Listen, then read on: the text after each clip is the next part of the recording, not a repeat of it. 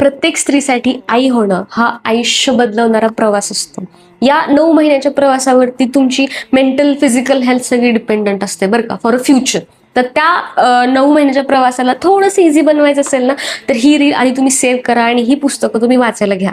या पुस्तकामध्ये म्हणजे जे तुम्ही गुगलवरती शंका तुमच्या सर्च केल्या असतील ना, त्या सगळ्यांची उत्तरं मला असं वाटतं लेखकाने यात दिली असतील. म्हणजे 7व्या महिन्यात काही विशेष काळजी घेतली पाहिजे का? सोनोग्राफी सेफ असते का? योगा करायची तर इच्छा आहे, पण कसा करायचा? व्यायाम कसा करायचा? आणि कुठला व्यायाम करायचा? याची तर म्हणजे चित्र दिलेली आहेत. त्यासोबतच आजकाल नॉर्मल डिलिव्हरी कोणी करतच नाही, मग सीझर केलंच पाहिजे का?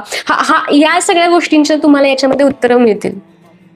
डॉक्टर सविता पानट यांनी अनेक म्हणजे प्रेग्नन्सीला धरून जे कुठले गैरसमज असतात ना, ते सगळे याच्यामध्ये क्लिअर सांगितलेले आहेत.